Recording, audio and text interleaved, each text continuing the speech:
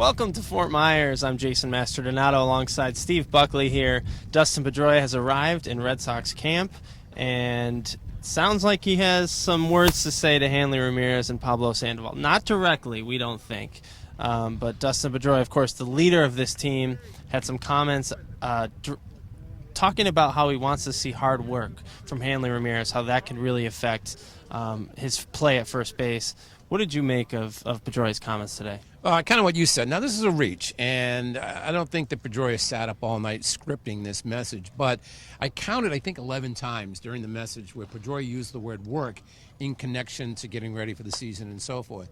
And what I extrapolate from that, and again, it's a reach, but I believe that he wasn't necessarily talking to you and me and the other media people in attendance this morning, but that he was speaking to Hanley Ramirez and Pablo Sandoval. And it would make sense because Pedroia thinks that hard work is a given. It Yes. shouldn't be an option. It's not something you even talk about.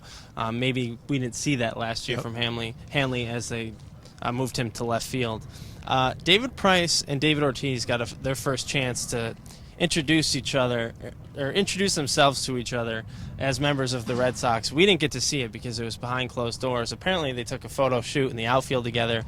It seems like the Red Sox are trying to push this thing so that it's not an issue. I know you've said you don't think it's an issue, but do you think these two are going to be good friends, Buck? I think they're going to be great friends. I think it's enormously overstated because I believe that David Price handled this magnificently at his opening press conference. He said they're going to be great friends. I talked to him alone a couple of days ago, and what he said to me was very revealing. As far as the styling on home runs and all that's become a big deal in modern-day baseball, he remains not a fan of that. He says he grew up watching Smoltz and Glavine pitch for the Braves. They were always very stoic individuals, and that's the way he's always conducted his affairs. He hasn't moved on that, but he also said, David Ortiz is my teammate. I have his back. If he wants to do it, that's fine. Obviously, and I said, what are you going to do the first time David Ortiz hits a home run? He says, well, I'm going to celebrate. I'm going to be happy for him. So it will not be an issue. Just as it will not be an issue with David Price being acclimated to the Boston baseball experience. Yeah, and he's going to have a tremendous center fielder in Jackie Bradley Jr. Yes. I'm writing a story about that for Tuesday's Herald. I think this guy's going to win the Gold Glove this year because he's going to play. The Red Sox are going to be committed to him in center field. If he starts out slow, do you think they take him out of the lineup, Buck? I think they're going to leave him in there. I think they are too, and you know, I agree with you. I listen. I've said this a million times. He's one of the best, if not the best, center fielder I've ever seen. And no, I didn't see Tris Speaker, but I did see Paul Blair and guys like that.